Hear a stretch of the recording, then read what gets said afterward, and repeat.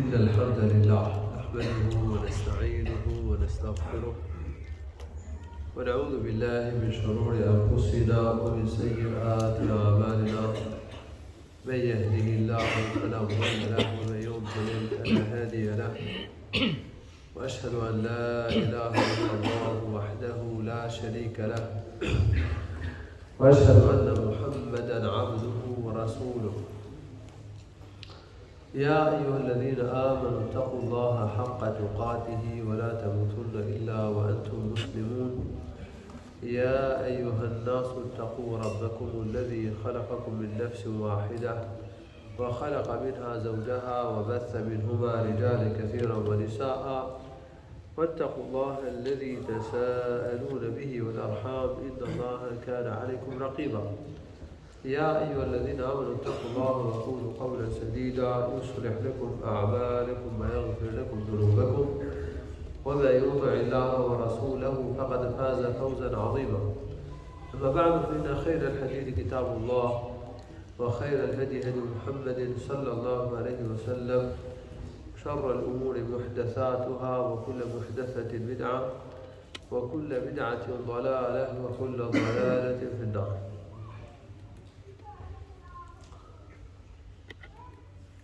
Në temën kerametet e evlijave dhe mirësia atyre, Imam an-Nawawi Allahu mëshiroft ka përmendur edhe ajetet në të cilat përmendet disa keramete që Allahu subhanahu wa ta'ala wa ka bërë djemve të ri, të cilët u strehuan në shpellë, të quajtur në Kur'an Ashabul Kahf. Prandaj do ta këndoj ajetet e surës Kahf, në të cilat Allahu i lartësuar ka rrëfyer këtë tregim dhe do të bëj edhe një shpjegim të përmbledhur të këtyre ajeteve. Allahu subhanahu wa ta'ala thotë: "Am hasibta anna ashabal kahfi والرقيب كانوا من آياتنا عجبا." A mendon ti se bujtësit në shpellë, Ashabul Kahf, dhe pllaka në të cilën që shkruar emrat e tyre është ndër ajetet ndër shejat tona të vetme të habitshme? Padyshim që ngjarja e djemve të ri që kaluan një kohë të gjatë në shpellë dhe pllaka në të cilën u shkruan emrat e tyre është një ngjarje shumë e habitshme, shumë e çuditshme. Është nga shejat e habitshme dhe çuditshme të Allahut të lartësuar. Por nuk është e vetme. Ka dhe sheja të tjera, ka dhe tregime të tjera që janë akoma më të habitshme, që janë më të çuditshme, si krijimi i qiellit dhe i tokës, mrekullitë që Allahu i lartësuar u ka dhënë profetëve. Në këtë stil Allahu i lartësuar, në këtë ajet, Allahu i lartësuar na nxit që të mendojmë mbi shejat e tij, të mendojmë mbi mrekullitë e tij, të mendojmë mbi çudirat e krijesave të Allahut subhanahu wa ta'ala. Në gjithësi ka plot çudira, të cilat e mahnisin njeriu. Janë sheja që tregojnë për ekzistencën e Allahut, për dijen e tij, për fuqinë e tij, për urtësinë e tij, për mëshirën e tij, për mirësitë e tij subhanahu wa ta'ala.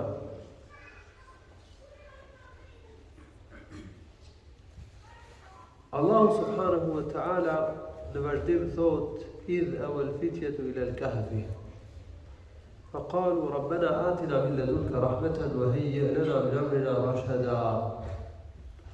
Kujto kur djemt të ri u strehuan në shpellë dhe ju lutën Allahu të lartësuar duke thënë: Zoti ynë, na jep mëshirë nga ana jote, me cilën do ta bësh të qëndrueshëm në fe, do ta ruash, do të na shpëtosh nga të këqijat dhe na udhëzo në çështjet e fesë. Na udhëzo në rrugën e drejtë për të bërë vepra të mira me të cilat ti kënaqesh, vepra të mira të cilat ti i pëlqen, që ne të jemi të udhëzuar dhe të mos jemi të humbur. Allahu i lartësuar i ka cilësuar bujtësit në shpellë si djem të ri, fitjetun, djem të ri. Njeriu në moshën e rinisë ka mundësi për të bërë ndryshime të mëdha, për të zhvilluar aftësitë e tij. Prandaj Allahu subhanahu wa ta'ala në Kur'an në ka sjellë tregimin e këtyre djemve të ri që ne të marrim mësim, që ne të mbushemi me iman, të tregojmë qëndrueshmëri në fenë e Allahut, të lutemi Allahut, ta lidhim zemrën me Allahun, të mbështetemi tek Allahu subhanahu wa ta'ala, të përgatitemi për rrugën e ahiretit, të përgatitemi për thirrjen e njerëzve në fenë e Allahut subhanahu wa ta'ala, të përpiqemi për ndryshimin e gjendjes njerëzve, ashtu sikur se kanë bërë këta djem të ri. Të rit kanë më shumë energji për të marrë dituri, për të thirrë njerëzve në fenë e Allahut, për të ndryshuar gjendjen e njerëzve. Allahu subhanahu wa ta'ala ka përmendur thirrjen që ka bërë Ibrahimi alayhi salam kur ishte i ri. Qalu sami'na fatan yadhkuruhum yuqalu lahu Ibrahim. Ata thanë, në populli Ibrahimit kanë thënë, ne kemi dëgjuar një djalë të ri që ka folur kundër idhujve. Dhe emri i tij është Ibrahim. Allahu i lartësuar ka përmendur thirrjen e Ibrahimit alayhi salam në tauhid, kur ka qenë djalë i ri. Më pas për djem të ri që bujtu në shpellë, Allahu i lartësuar ka thënë duke i lavdëruar ata: innahum fityatun amanu bi rabbihim. Ata ishin djem të ri, të cilët i besuan Zotit të tyre. Wa zidnahum huda, edhe ne u ashtuam dijen, ne u ashtuam udhëzimin. Profeti sallallahu alaihi wasallam e ka lavdëruar të riun që rritë duke i bojë ibadet Allahut të lartësuar, që i përmbahet fesë Allahut derisa që e vdekja, nga rinia deri në vdekje. Ka thënë profeti sallallahu alaihi wasallam kur ka përmendur 7 kategoritë e njerëzve që do të jenë në hijen e arshit të Allahut të lartësuar në ditën e gjykimit: wa shabun nasha'a fi ibadatillah, dhe një i ri që rritet duke adhuruar Allahu subhanahu wa ta'ala. Ky do të jetë një nga 7 kategoritë që do të jenë në hijen e arshit të Allahut të lartësuar. Nëse Allahu ja ka mundësuar robit që të marrë rrugën e drejtë, që në rini të jetë për atyre që i bindën Allahut, që ruhen nga gjunahet, që në rini dhe vazhdo kështu derisa që vdekja, kjo është mirësi e madhe për ta. Kjo do të jetë sebeb që të jetë në hijen e arshit të Allahut subhanahu wa ta'ala në ditën e gjykimit. Dhe profeti ynë sallallahu alaihi wasallam u kushtonte vëmendje të rive, pasi të rit ishin më të gjallë për të marrë diturinë, për të ndjekur shembullin e profetit, për të sakrifikuar për fenë, për të përcjellë thirrjen tek njerëzit, për të bartur diturinë për bezën e mëpasshëm. Kështu konstatojmë se ndërtrimat më të mëdhej të luftra ishin të rit. siç ka qenë Ali ibn Abi Talib radhiyallahu anhu, ndërkomandantët e ushtrive kanë qenë të ri, si Usame ibn Zeid radhiyallahu anhu, ndër ata që mësonin Kur'an dhe mësonin njerëzve kanë qenë të ri, si Muadh ibn Jabal radhiyallahu anhu,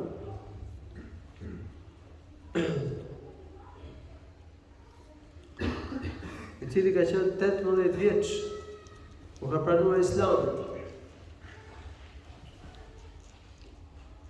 Ndër ata që kanë transmetuar një pjesë të madhe të diturisë, kanë qenë të rit, si Abdullah ibn Umar, Abdullah ibn Abbas, Jabir ibn Abdullah, Sahl ibn Sa'd, Abu Sa'id al-Khudri, edhe Aisha radhiyallahu anha ka qenë e re. Këta kanë përcjell pjesën më të madhe të diturisë, të dijes së profecisë. Kanë pas të nxënës, rallë të tabiinëve, si Abdullah ibn Umar, Abdullah ibn Abbas, e tjerë. Kështu që duhet të frymëzohemi nga ky tregim. Të jemi prej atyre që do të mësojnë fenë, do të punojnë me fenë e Allahut, do të ftojnë njerëzit në fenë e Allahut, do të përpiqen fort për ndryshimin e gjendjes së njerëzve. Muslimanët do t'i kushtojnë rëndësi të rive, kujdesen për fëmijët, kujdesen për të rinjt, për të rejat, që të marrin rrugën e drejtë. Për të ardhur keq, një pjesë e muslimanëve nuk tregon interesim për edukimin e fëmijëve në rrugën e xhairit, për edukimin e të rinjve dhe të rejave në rrugën e ahiretit. Dhe në vend që këta të rinj dhe të reja të jenë armat në shërbim të Islamit dhe të muslimanëve, shndrohen në vegël duart e shejtanit dhe ushtrisë së tij për devijim, për përhapjen e fesadit dhe shkatrimit të tokë. Këta djemë të ri ju lutën Allahu subhanahu wa ta'ala. Lutja është thelbi i adhurimit. Ju lutën Allahu subhanahu wa ta'ala që t'u jepte mëshirë, që t'u lehtësonte çështjen, që t'i ruante, që t'i udhëzonte në rrugën e drejtë. Kështu që ne kemi nevojë t'i lutemi Zotit. T'i lutemi Allahut na mbajë në fenë e Tij. T'i lutemi Allahut na udhëzojë. T'i lutemi Allahut na ruaj nga të këqijat. Dhe lutja që ata po i bënë në Allahut subhanahu wa ta'ala tregon se zemra e kishin të lidhur me Allahun dhe ata mirësitë i prisin prej Allahut. Ata ishin të mbështetur tek Allahu i lartësuar, që zemrën gjithsesi duhet ta lidhim me Allahun, gjitha kushtet, gjitha situatat. Dhe për gjitha çështjet do t'i mbështetemi me Allahun. Se Allahu na i lehtëson çështjet, ai na jep sukses, ai na ndihmon. فضربنا على آذانه في الكهف سنين عددا. فالله سبحانه وتعالى ne i vum në një gjumë të thellë, në shpellë, për shumë vite.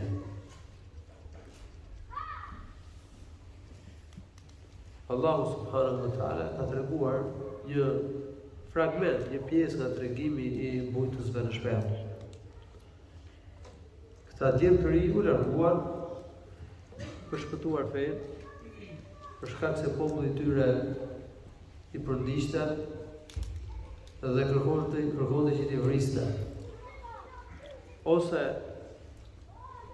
do të vriteshin, ose do të ktheheshin në idhujtari, fenë e popullit të tyre që ishte një fe pagane. Dhe ata zgjodhen që të shpëtojnë fenë dhe u strehuan në shpellë. Këtu në shpellë, Allahu i lartësuar u dha një gjumë të thellë të rëndë. për shumë vite. Do ta mësojmë më pas që ata kanë mbujtur në shpellë në gjendje gjumi 300 e ca vite. Pastaj Allahu lartësuar i ka çuar. Thot thumë ba'athnahum. Pastaj do ne i çuam ata nga gjumi. Pas gjumit të rëndë të thellë, që do të jetë gjumi më i rëndë që mund të ketë bërë njeriu mbi faqen e dheut për 300 e ca vite. Allahu lartësuar i ka ngritur. Për shfaqur atë që Allahu lartësuar ka ditur që përpara, Allahu lartësuar ka ditur se çfarë do të ndodhte atyre. Po për ta bërë të ditur për njerëzit se cili nga dy grupet që do të diskutonin mbi periudhën e qëndrimit të tyre në shpellë do të ishte më i saktë. Thumë ba'athnahum lina'lama ayyu al-hizbayn ahsa lima labithu abada.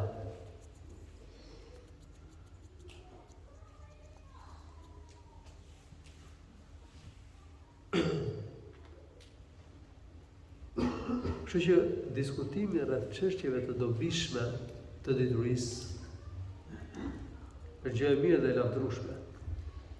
Sepse një nga qëllimet pse Allahu subhanahu wa taala bëri që ata të çoheshin ka gjumi i rëndë dhe i thellë që zgjat një periudhë shumë të gjatë, ishte që njerëzit të hulumtonin, të diskutonin rreth tyre për të marrë informacion të saktë në lidhje me ta. Kështu që diskutimi rreth çështjeve të diturisë, të cilat janë në dobinë tonë, është gjë e lavdërueshme.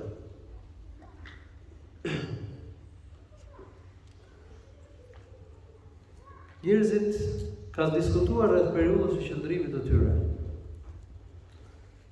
Dhe Allahu subhanahu wa taala ja ka treguar profetit sallallahu alaihi wasallam periudhën e qëndrimit të tyre. Do të përmendet më pas në fundin e tregimit periudha e qëndrimit të tyre në shpellë. Allahu subhanahu wa taala deri këtu e ka përmendur tregimin e tyre në mënyrë të përmbledhur. Pastaj e ka treguar përsëri tregimin e tyre në një mënyrë më të zgjeruar, duke përmendur edhe disa detaje të tjera. Thot Allahu subhanahu wa taala: "Nahnu naqussu 'alayka naba'ahum bil haqq." Ne ta rrëfejmë ty tregimin e tyre, ngjarjen e tyre me të vërtetë, ashtu siç është, pa ndryshim. Innahum fityatun amanu bi rabbihim wa zidnahum huda. Tregimet që rrëfen Allahu lartësuar janë të gjitha të vërteta.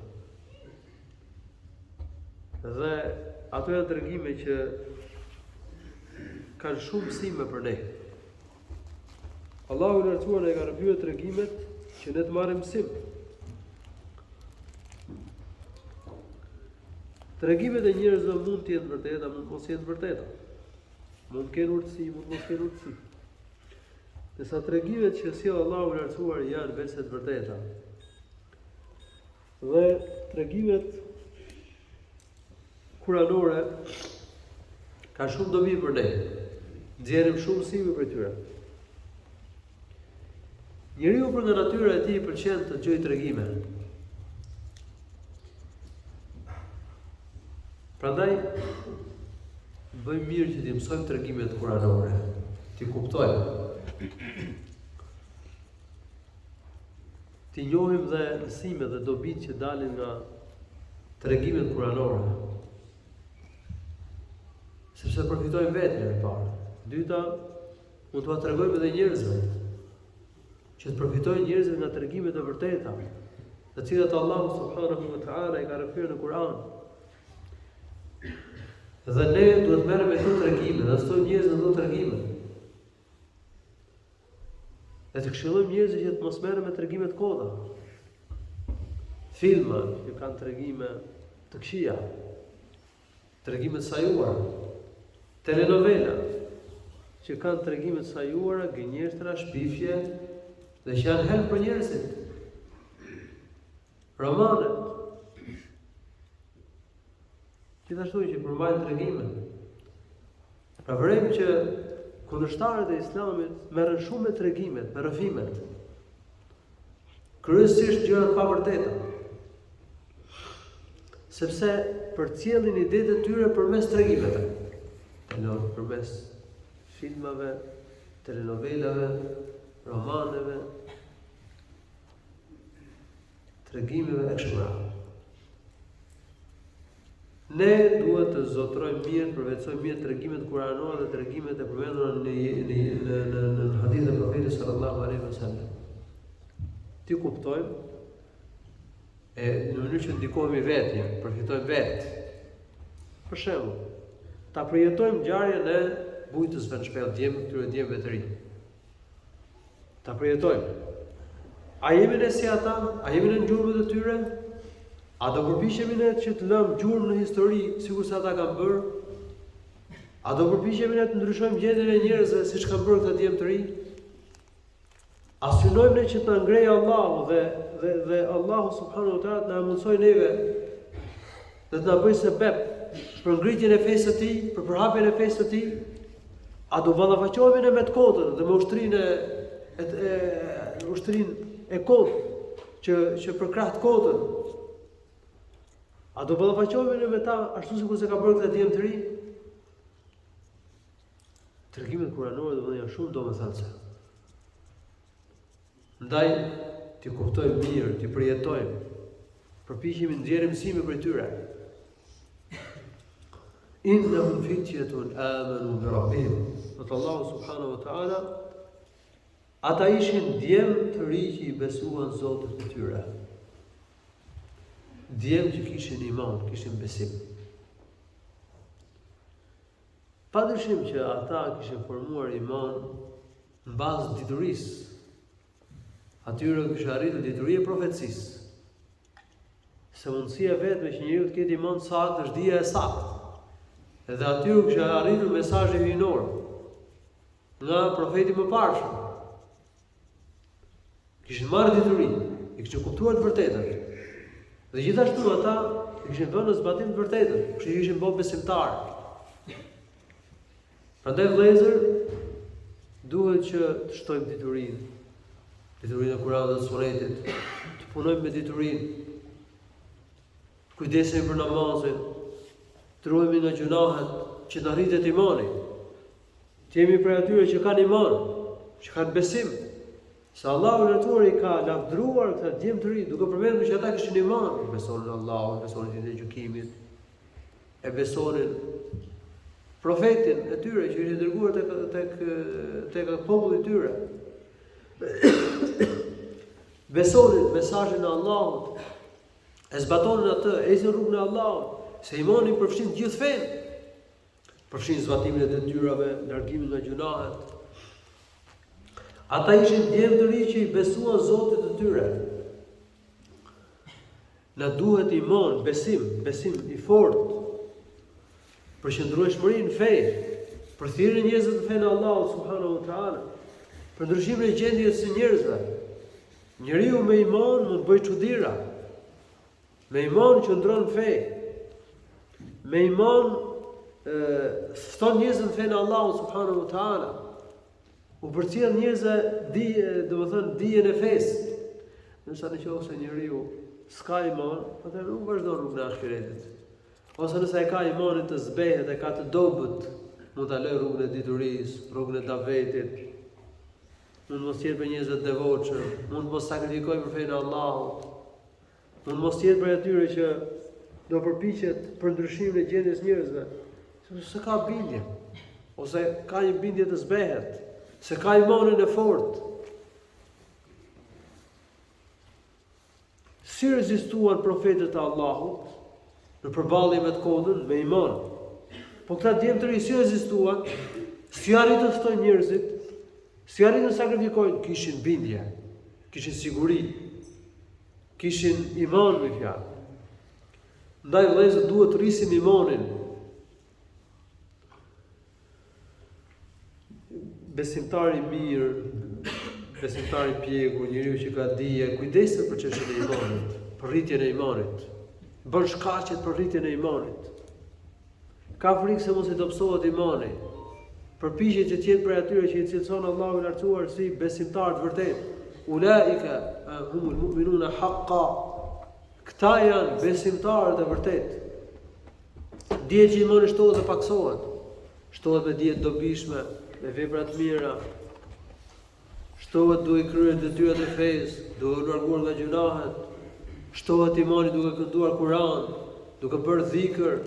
Shtohet imani nëse kujdesemi shumë për namazin, kujdesemi për namazin me xhamat. Shtohet dhe përsoset imani nëse pajisemi moral të lartë, nëse kemi sjellje të mirë. Pra gjitha këto përfshihen nga imani. Wazidnahum hudan. Allahu na thua dhe ne u ashtuam atyre udhëzimin. E mira sjell të mira. Nëse njeriu me rrugën e drejtë, çfarë ndodh? Allahu është problem duke mbajtur në rrugën e drejtë. Nëse njeriu udhëzohet, Allahu i shton udhëzimin. Nëse njeriu vepron të mira, Allahu është problem duke ia mundsuar të bëjë akoma më shumë të mira. Kështu që el hasanatu tajlibul hasana. Ka thënë dietarët, e mira sjell të mirën. Veprat e mira sjellin të tjera vepra të mira. Një nga mënyrat e shpërblimit nga Allahu i lartësuar për veprat e mira është se Allahu ta lehtëson të bësh më shumë të mira. Allahu të mban rrugën e ahiretit, forcon fenë e tij. Ta shton dritën dhe udhëzimin. Prandaj thotë wazidnahum hudan, ne u shtuam atyre udhëzimin. Kemi nevojë për udhëzim, kemi nevojë që Allahu ta forcojë në fenë e tij, na mbajë në fenë e tij. Prandaj në çdo namaz, madje në çdo rekat namazit ne i lutemi Allahut për udhëzim. Ihdina as-siratal mustaqim, udhëzon rrugën e drejtë. Pra kemi aq shumë nevojë që Allahu na udhëzojë, na bëjë mbar, na jap sukses, na ndihmojë. Sa që ne në çdo rekat ne i lutemi Allahut të rrethuar për diçka të tillë. Se ne kemi nevojë jo vetëm për udhëzimin e përgjithshëm, ta ka udhëzuar Allahu na ka bëu musliman, na ka bëu besimtar. Po ne kemi nevojë edhe për udhëzim detajuar. Kemi nevojë që Allahu i lartësuar të na udhëzojë, të na ndihmojë në çdo çështje. Na e tregojë të vërtetën, që të ruhemi nga e keqja, nga e pavërteta. Na mundsoj që të bëjmë ibadetet. Për çdo ibadet, për çdo vepër të mirë që e kryen, ke nevojë për një udhëzim të veçantë, që ta bëjmë mbar Allahut. Se nëse nuk të ndihmon Allahu i lartësuar, nuk arrin ta bësh ibadetin. Nëse nuk të ndihmon Allahu, nuk heq dorë nga gjunahu. وربطنا على قلوبهم إذ قاموا فقالوا ربنا رب السماوات والأرض. Ne i forcuam zemrat e tyre me iman. Allahu i lartësuar zemrat e këtyre djemve të ri i bëri të qëndrueshme me iman, me bindje. Dhe kështu ata treguan qëndrueshmërinë fenë Allahut. Treguan qëndrueshmëri në thirrje, në përballje me parinë e vendit, madje edhe me mbretin. Kemi nevojë për qëndrueshmëri atëherë, kemi nevojë që Allahu na forcojë zemrën. Se nëse Allahu nuk na forcon fenë e tij, nëse Allahu s'na bën qëndrueshëm, ne semi asgjë. Ka njerëz që e lanë rrugën e besimit. Ka njerëz që devijojnë edhe bien gjunahe, devijojnë dhe marrin rrugën e bidatit. Ka njerëz që e lanë rrugën e dijes, rrugën e davetit. Kemi njohur shumë njerëz që kanë lënë rrugën e davetit dhe dijes. Po pse? Sepse janë privuar nga kjo mirësi e madhe e Allahut subhanahu wa taala. Shmirësia e madhe që Allahu të forcojë, të ndihmojë, ta kemi shqetësim këtë çështje, të jemi të qëndrueshëm në fe. Të lutemi Allahut me qëndrueshmëri në fe. E ta dim se Allahu është ai që na bën të qëndrueshëm. Allahu i bën të qëndrueshëm me iman. Ky është kuptimi i ajetit. Nësa sektet, grupet e këqija, e kanë shpjeguar me kuptimin që me bën lidhje me shehun. Për shembull tarikati Sulejmania, ku gjejnë një fjalë domethënë Kur'an, që mund t'japin një kuptim për lidhje me shehun e tyre përpiqen që ta marrin. Ne nxjerrin ai në kontekstin. Ne, thotë Allahu, i forcuam zemrat e tyre, i bëm qëndrueshme. Kurse ata çfarë thonë? Domethënë kjo është lidhje me shehun. Ai i flet për çfarë? Për djem që bujtë shpejt. S'ka lidhje fare me çështjen e shehut të tyre. Shikoni çfarë keq shpjegimesh. Çfarë keq interpretimesh. Dhe këta kërkojnë që sektet e tyre me përhap. Dhe kanë mirë njerëz vende ndryshme të botës që pretendojnë për shembull se lidhen me shehun e tyre të vdekur, me shpirtin e tij. Dhe mendojnë që shpirti i shehut të tyre është i kudo ndodhur, se i mbikëqyr zemrat e tyre, se e di gjendjen e tyre, u jep dritë, u jep udhëzim, i ndihmon, i luten shehut të tyre. Këto e forma shirku, Allahu na ruaj. Këta njerëz kanë qendra në vendin tonë, kanë konvikte, në treva shqiptare, o edhe në vende tjera. Ka njerëz devijuar. Dhe padyshim këta janë kundërshtim dhe habitshme, lexojnë një tregim që flet për tauhidin. Se këta djem të ri i ftuan tauhid, dhe ky ajet flet për tauhidin. Vazhdim shpjegimit të ajetit ta kuptojmë domethënë që këta deklaruan haptazi tauhidin, besimin në Zot, adhurimin e Allahut një vetëm. Po që ndorë nga adhurimi të tjepër përveç Allahut të lartësuar. Po Allahu ka verbuar pleskrevët e tyre, o ka verbuar arsyet. Dhe në vend që të kuptojnë nga kjo ajet thirrjen tauhid, braktisjen e shirkut, ata bëjnë kundërtën. E ke shpjegojnë ajetin duke bërë thirrje njerëzve dhe i tharëve tyre që të lidhen me shehun e tyre të vdekur. Me që të lidhen me Allahun, të luten Allahut, të kërkojnë për Allahun, kërkojnë që të lidhen me shehun e vdekur dhe të kërkojnë për tij. Idh qalu fa qalu rabbuna rabbus samawati wal ardi. Kur këta djem të ri u quan para mbretit. Pasi mbreti i thiri edhe filloi të qortonte. Se kishin braktisur fenë e vendit, kishin braktisur idhujt, hynit e rreme, dhe po adhuronin Zotin një të vetëm, po adhuronin Allahun të vetëm. Populli i tyre besonte Zotin si krijuesin e gjithësisë dhe adhuronin Zotin, Allahu subhanahu wa taala. Por adhuronin edhe të tjerë bashkë me Allahun. Adhuronin dhe idhujt bashkë me Allahun. Nëse ata djem të ri adhuronin Allahun të vetëm, nuk pranonin të adhuronin dikush tjetër përveç Allahut. Braktisën idhujt dhe filluan të ftonin njerëz që ishin dorë me idhujtaria. Thirrja e tyre ran vesh mbretit. Kjo kuptohet nga tregimi, sikurse e kanë shpjeguar komentuesit e Kuranit. Po kuptohet që këta djem të ri duhet të kenë qenë dhe domethënë duhet të kenë qenë bijtë e Paris. Se përderisa i ka thirrë mbreti, përderisa domethënë kanë bërë bisedë me mbretin, kjo do të thotë që këta kanë qenë djem të Paris. Allahu dërshi të bënte ndryshim të madh, duke zgjedhur djem të Paris, duke u dhënë atyre besimin, duke u dhënë imanin, duke u dhënë dijen e fesë. Edhe këta djem të ri bën të çarjen e madhe, të krisjen në shoqëri. Dhe filluan thirrjen tauhid. Kjo e trodhiti mbretin, familjen mbretërore, parin. Se po fillonte një thirrje re, po përhapej mes njerëzve. Kështu që të rit që marrin dije feje, që ftojnë në fenë Allahut të lartësuar, nuk domethënë duhet ta shikojnë që thirrja që bartet është shumë e rëndësishme. Mesazhi që bartet për njerëz është shumë i rëndësishëm.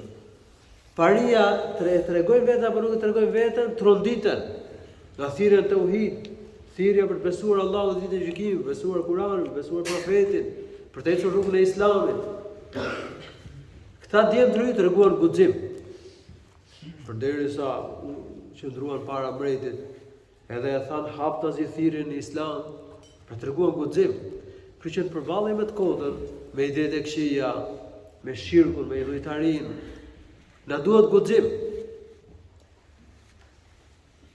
Mësojmë argumentet, mësojmë dijen, të ballafaqohemi me njerëzit. Po apërcjell vërtet, mos trememi.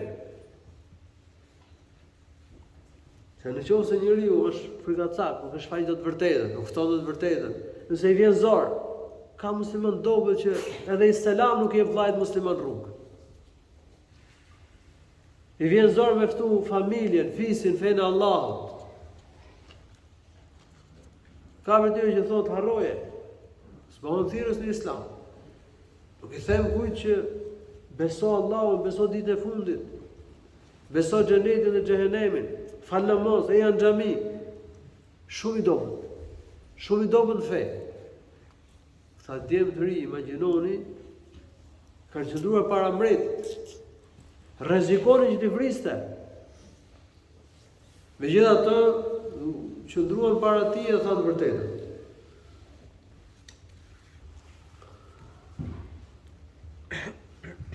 Këta djemë të ri përfshihen nga ata që kanë thënë fjalën e vërtetë para një mbreti zullumqar. Ka thënë profeti sallallahu alaihi wasallam në një hadith, afdalul jihad kalimatu haqqin inda sultanin jair. Ka thënë jihadi më i lartë, më i mirë, është fjala e vërtetë para një mbreti zullumqar. Të thuar të vërtetën para parisë zullumqare. Ky është jihadi më i lartë, përpjekja, sakrifica më e madhe për fenë e Allahut subhanahu wa taala. Ka njerëz që kanë bërë këtë çështje. Dhe ka njerëz në kohën tonë që nuk tremben, që shprehin të vërtetën, që ftojnë fenë e Allahut. Fa qalu rabbuna rabbus samawati wal ardi. Ata thanë, Zoti ynë që adhurojmë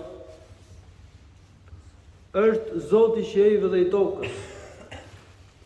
Zoti i qiejve dhe i tokës, domethënë krijuesi i qiejve dhe i tokës, sunduesi i qiejve dhe i tokës, zotruesi i qiejve dhe i tokës, komanduesi i gjithçkaje në qiell dhe në tokë. Allahu është ai që komandon punët e gjithësisë, që drejton punët e gjithësisë i vetëm. Pra, përmendet tauhidi rububiyya si argument për adhurimin e Allahut subhanahu wa taala një të vetëm. Pse adhurojmë Allahun një të vetëm? Sepse ai është krijuesi i qiellit dhe i tokës, dhe gjithçkaja ndërmjet tyre. Sepse ai është sunduesi i gjithësisë. Sepse ai drejton të gjitha punët e gjithësisë. Kështu që ai është i vetmi që meriton adhurimin. Dhe askush e asgjë tjetër përveç tij. Len ned'ua min dunihi ilaha.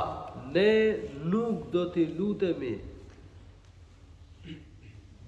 asnjë idhulli, asnjë zoti tjetër përveç tij. S'do ta adhurojmë asnjë zot tjetër përveç Allahut subhanahu wa taala. Pra, e deklaruan qartë argumentin e tauhidit. E deklaruan qartë fenë e tyre, rrugën e tyre. Ne adhurojmë krijuesin e gjithësisë. Dhe ne nuk adhurojmë askënd tjetër përveç tij. Kjo është domethënia e fjalës la ilaha illa Allah.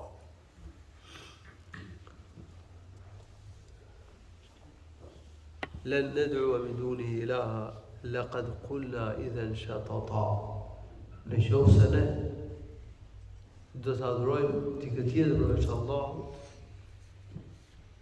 atëherë ne kemi sajuar një thënie pa vërtetë. Një thënie që është larg të vërtetës. Këta djemë të ri e kishin kuptuar mirë tauhidin. Këta e njihnin mirë tauhidin. Prandaj vëllezër, duhet i mësojmë çështjet e tauhidit. Duhet i ftojmë njerëzit në tauhid. Po çun. Lero po shkema atë. Po shkema sol. Shikoj të tonë dhe sot e rregulloj diçka këtu. Këta djemë të ri e kishin mësuar mirë tauhidin.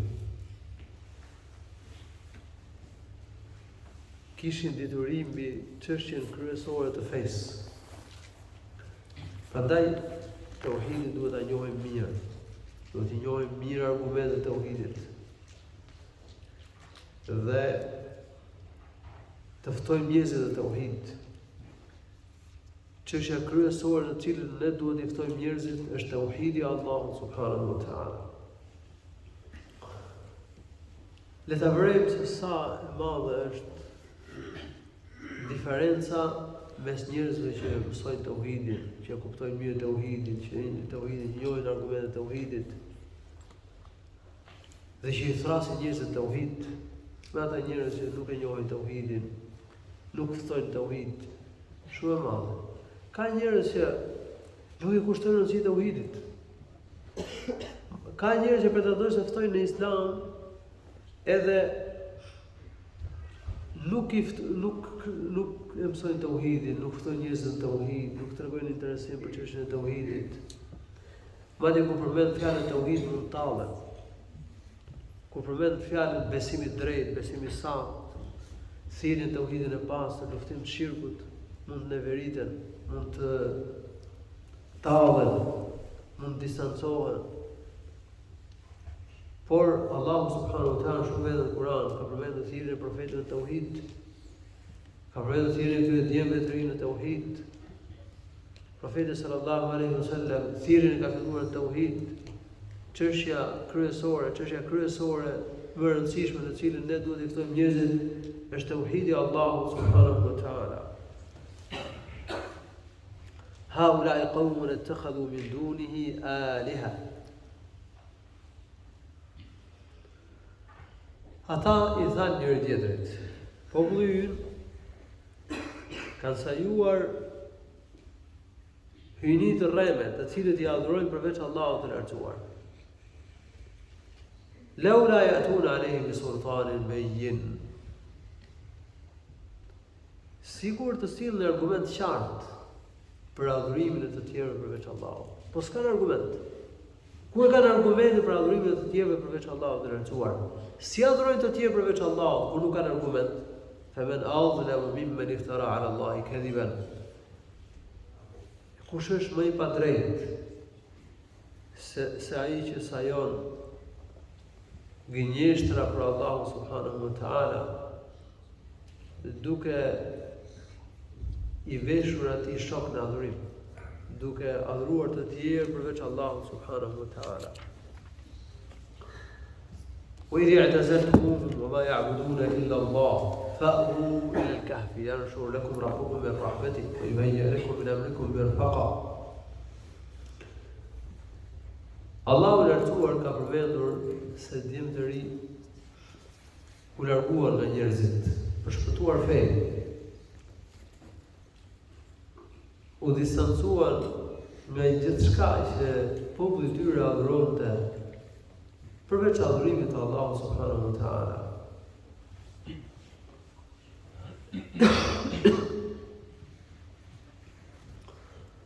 Çfarë shtyri këta djem të ri që të largoheshin nga jetesa e mirë që kishin mesin e njerëzve, kushtet luksoze në cilat jetonin, që të lanë njerëzit, të lanë vendin, të lanë pasurinë, të lanë jetesën e mirë. Që shtyri? Besimi. Ruajtja e fesë. Ata ikën për të ruajtur fenë, për të fituar shpërblimin e Allahut subhanahu wa taala në ahiret. Besimi fetar për ta, rruga e ahiretit ishte më e rëndësishme se sa çështjet e kësaj bote. Prandaj sakrifikuan për fenë e Allahut subhanahu wa taala.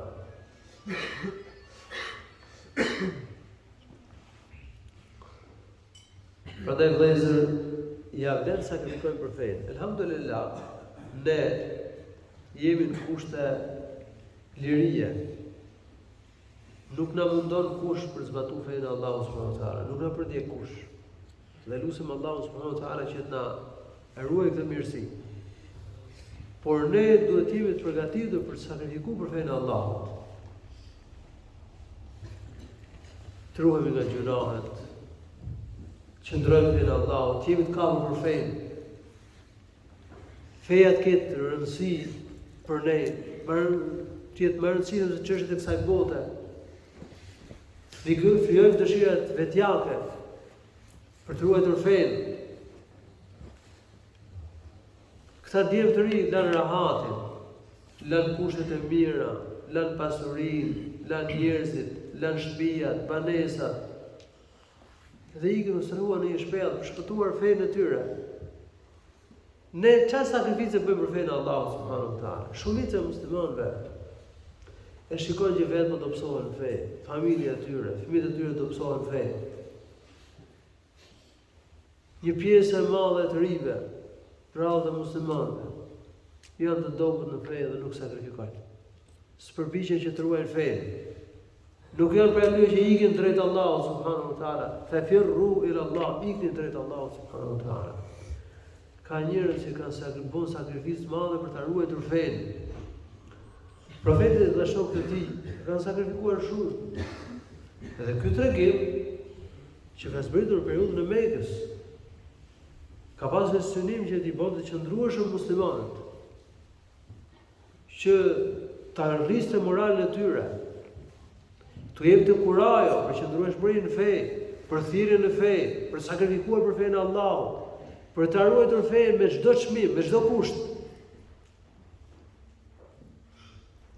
Ndërsa ata që lanë për shembull rrugën e dijes së davetit, nuk sakrifikojnë.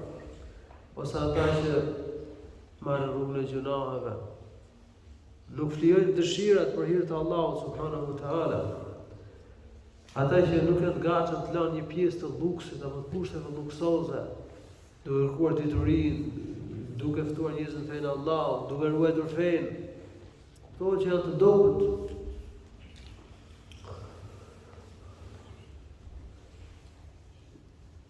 Ka raste kur njeriu e ka detyrë që të ikë nga një vend në një vend tjetër, kur nuk e shfaq dot fenë, kur nuk e ruan dot fenë për veten, për gruan, fëmijët.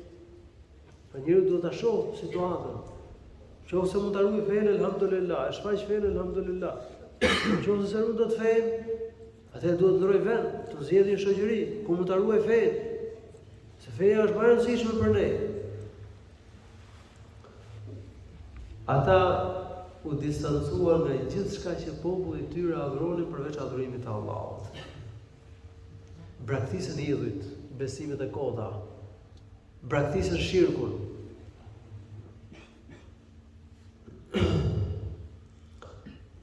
Nga ky ajet mësojmë se populli i tyre adhuronte edhe Allahun subhanahu wa taala. Por bashkë me Allahun adhuronin edhe të tjerë. Dhe këta djemë të ri braktisën gjithçka që adhuronte populli i tyre, përveç adhurimit të Allahut. Pasi adhurimi i Allahut është i drejtë, është i vërtetë. Ndërsa adhurimi të tjerë përveç Allahut nuk është me drejtë. Fa'u ila al-kahfi. Allahu në të thotë strehohuni në shpellë. Duke folur për djemë të ri. Strehohuni në shpellë. Yarshu lakum rabbukum min rahmeti. Që Allahu t'u japë mëshirë, të ruaj në mëshirën e tij, të kujdeset për ju. Wa yuhayyi lakum min amrikum mirfaqa. Dhe t'u lehtësoj dhe shkaqet e jetesës. T'u lehtësoj shkaqet që t'i shfrytëzoni për të jetuar. Kjo tregon nderimet që Allahu lartësuar u ka bërë djemve të rinj që u strehuan në shpellë. Allahu subhanahu wa taala do të kujdesë me ta, për ta me mëshirën e tij. Është keramet nga Allahu për ta. Allahu do të lehtësonte atyre jetesën, si keramet nderim nga ana e tij. Prandaj autori Imam an-Nawawi Allahu mëshiroft e ka sjell këtë ajet dhe ajetin që vjen pas tij e ka sjell në temë mbi kerametet e evlijave. Sepse Allahu i nderoi këta djem të rinj. U kujdes për ta. U lehtësoi atyre jetesën. I rujti ata. Bëri që trupat e tyre të mos i tresë toka. Në vazhdim Allahu lartësuar thotë: "Wa tara ash-shamsa idha tala'at tazawaru 'an kahfihi dhat al-yamin." Mbasi ata vepruan ashtu siç urdhëroi Allahu. Pra, ashtu siç frymëzoi Allahu lartësuar, u strehuan në shpellë. Allahu lartësuar u dha gjumin e rënd. Dhe duke përmendur, duke rrëfyer Allahu subhanahu wa taala për gjendjen e tyre në shpellë, kur ishin në gjumin e rënd, thotë ti e shikon diellin. Shikon diellin kur lind, ti lej ose të anoj djathtas shpellës së tyre. Dielli kur linte ngrihej, domethënë djathtas shpellës së tyre. Nga e djathtë shpellës së tyre.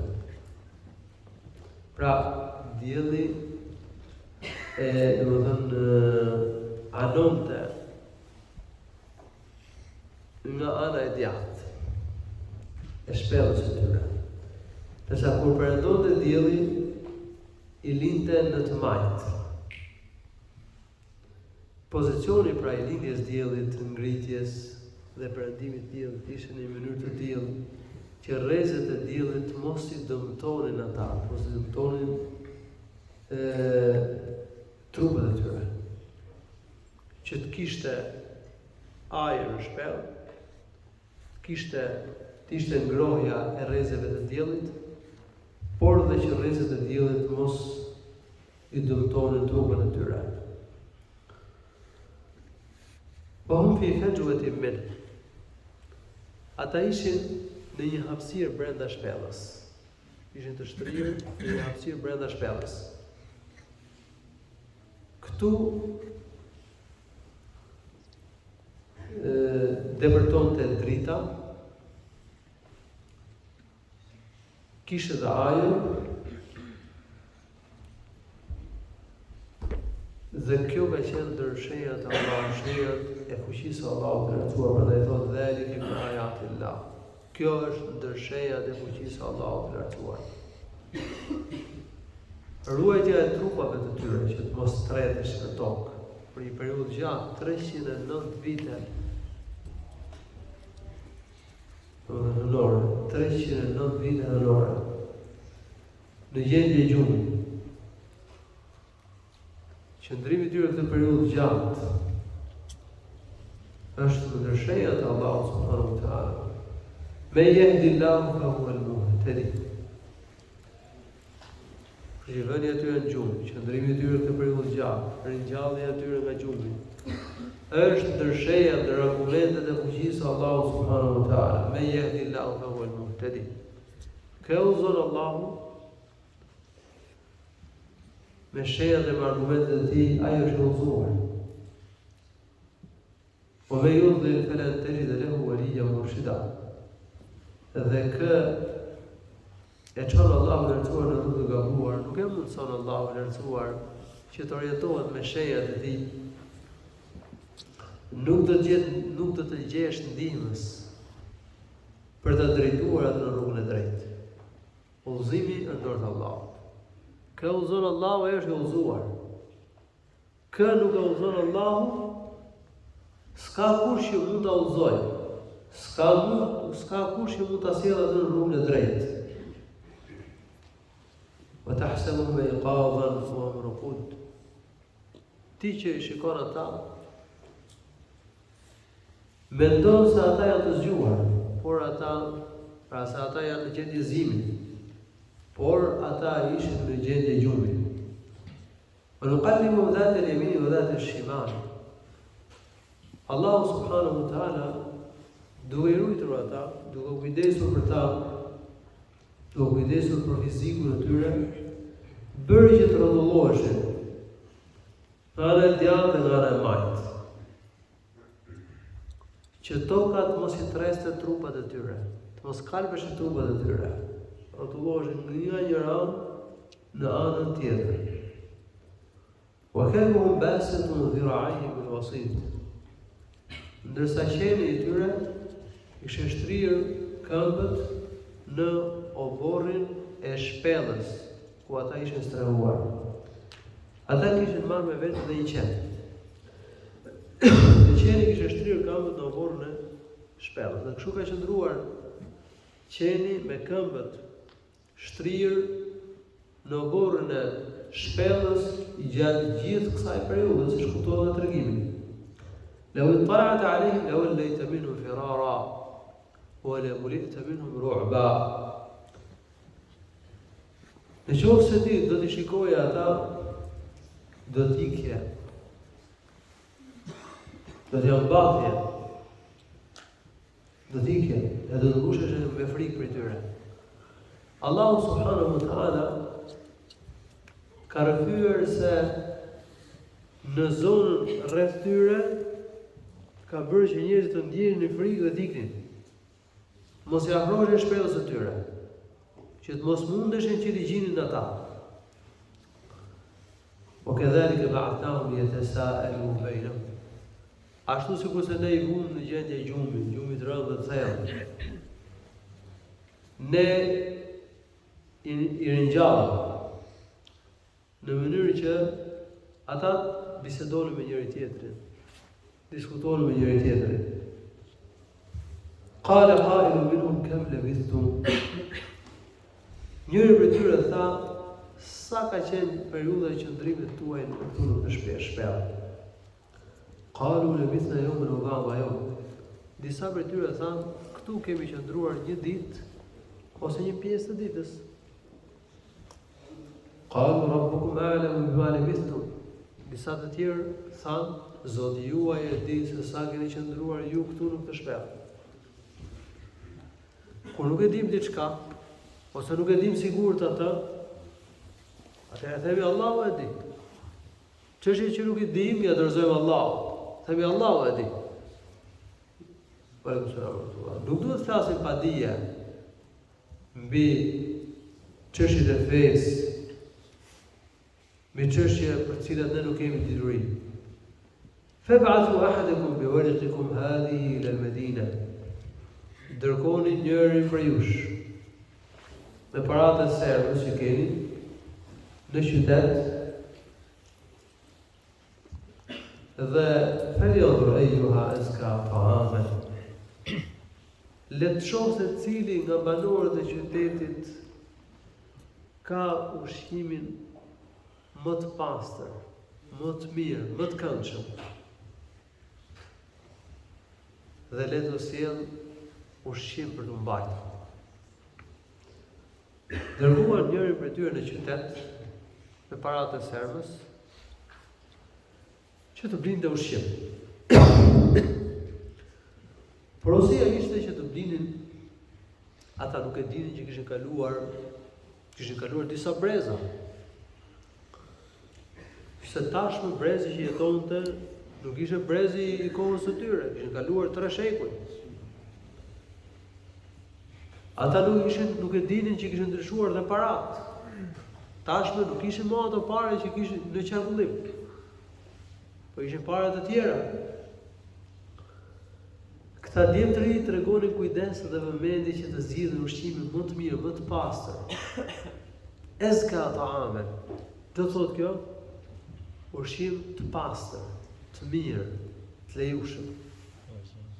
Po. Atëherë, muslimani duhet zgjedhë për të ushqyer ushqim të lejushëm, halal, të ruhet nga haram. Ka musliman që nuk ruhen nga haram, nuk ruhen nga mishi haram, nga gjëra që janë haram. Kjo është e para. Të zgjedhim ushqimin halal, të ruhemi nga haram. E dyta, të zgjedhim ushqimin e këndshëm, të shnetshëm, dhe ushqimin e dëmshëm.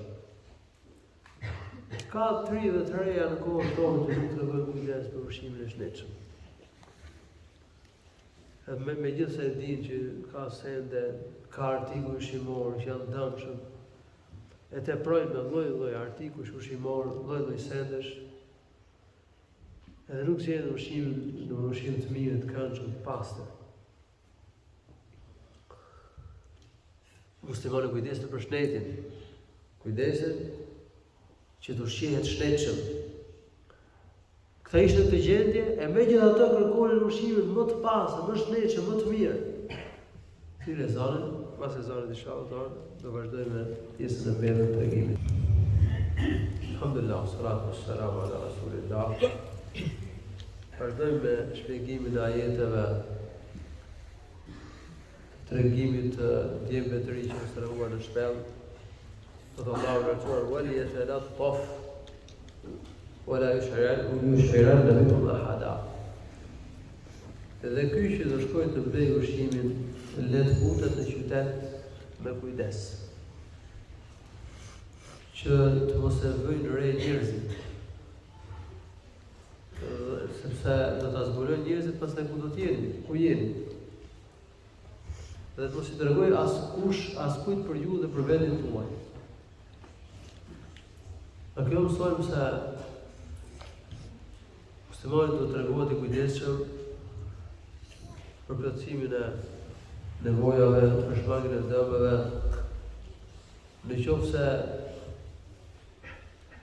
është nevoja për plotësimin e, në qoftë se lind nevoja për arritjen e një të mirë, ose shmangjen e një dëmi, që me e kryer punën në fshehtësi, atëherë kështu duhet të veprohet.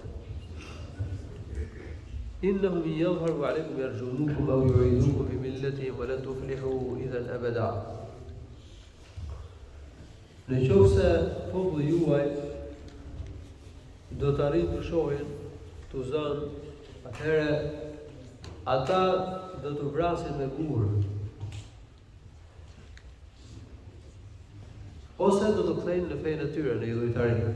Edhe kështu ju nuk do shpëtoni kurrë. Nuk do të arrini kurrë qëllimin tuaj për të hyrë në xhenet. Kuptohet që këta djemë të ri ishin larguar për shpëtuar fenë. Ata ishin të kërcënuar,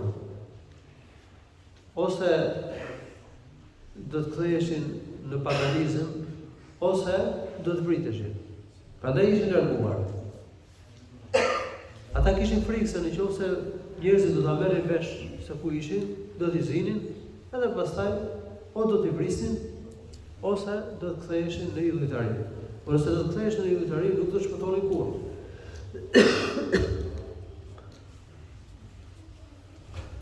Kuptohet që kur njeriu ishte i detyruar me forcë në kohën e tyre, do të kishte të lejushme të kryente ose të thoshte diçka që ishte kufër apo shirk. Nëse në shariatin tonë, nëse njeriu është i detyruar me forcë, më e mirë është që durojnë dhe të mos shpreh fjalë kufrit. Por nëse është i detyruar me dhunë, me forcë për shprehur fjalë kufrit, për shpëtuar jetën, atij i lejohet që ta shprehë ata. وكذلك أثرنا عليه يعلم أن وعد الله حق. Ashtu sigur se ne i humbëm gjumë, pastaj çuam nga gjumi, ringjallëm pra pas asaj periudhe të gjatë, ne bëm të mundur që njerëzit e asaj kohe t'i vërenin, t'i gjinin. Po si arritën ata t'i gjejnë? Ata nëpërmjet këtij shokut të tyre që shkojnë në qytet arritën të kuptonin. Sepse shitësi e vuri re që këto pare përkisnin një periudhe të hershme historike. Duke biseduar me shokun e tyre, kuptoi që ishte tjetër. Pastaj ky u detyrua të tregonte realitetin. U zbulua që këta ishin ata djemë të ri që kishin ikur. Ajo që një ngjarje e bujshme, ngjarje shumë e madhe, sepse këta do të kenë qenë djemë të Paris, dhe njerëzit u vunë në kërkim të tyre, por nuk i gjetën. Kështu që u zbulua ajo ngjarja. Edhe prandaj u ndodhi njerëzit e qytetit të shkojnë dhe të shohin ngjarjen e tyre nga afër.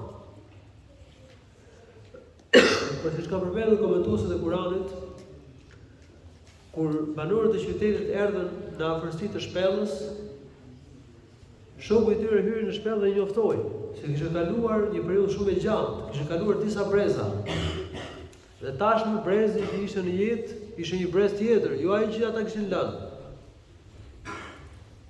Allahu i lartësuar u mori jetën të gjithëve. Edhe kur arritën njerëzit tek shpella, i gjetën të vdekur. E pan domethënë nga afër ngjarjen e tyre. Thot Allahu i lartësuar, ne u mundsuam që t'i shikonin, që t'i gjenin, që të mësonin se premtimi i Allahut për ringjalljen është i vërtetë. Allahu i lartësuar ngjarjen e tyre bëri argument për ringjalljen. Deri në këtë moment kishte njerëz që e besonin ringjalljen, por kishte të tjerë që nuk e besonin. Allahu i lartësuar tregoi një shenjë të qartë se lajmi i tij mbi ringjalljen është i vërtetë. Wa anna as-sa'ata atiyatun wa anna as-sa'ata la rayba fiha. Dhe se kiameti është i vërtetë, nuk ka as pak dyshim në ta. Idh yatanaza'un bainahum amrahum. Ata diskutonin në lidhje me çështjen e bujtësve në shpellë. Disa prej tyre thanë: "Ubnu alayhim bunyana", ndërtoni një ndërtesë në grykën e shpellës. Rabbuhum a'lamu bihim. Allahu lartësuar e di më mirë çështjen e tyre, se si është çështja e tyre, gjendja e tyre. Por njerëzit me pushtet thanë, ne do të ndërtojmë një faltore tek vendi i tyre, tek shpella e tyre. Në shariatin tonë është ndaluar ndërtimi i faltoreve tek varret, sepse kjo është një rrugë që çon në shirk. Ndërsa Allahu i lartësuar në këtë pjesë të Kuranit ka përmendur që njerëzit me pushtet në kohën e tyre thanë që do të ndërtojmë një faltore në grykën e shpellës së tyre. Allahu i lartësuar e di nëse ka qenë e lishme diçka e tillë në kohën e tyre për shariatin e tyre apo jo. Gjithsesi, ajo është ndaluar në shariatin tonë. Lutë Allahu subhanahu wa taala që këtë tregimin e djemve të ri që kujtën në shpellë ta bëjë të dobishëm për ne. Allahu shpëton të mira. Alhamdulillah rabbil alamin. Sallallahu alaihi wasallam ala nabiyyina Muhammad.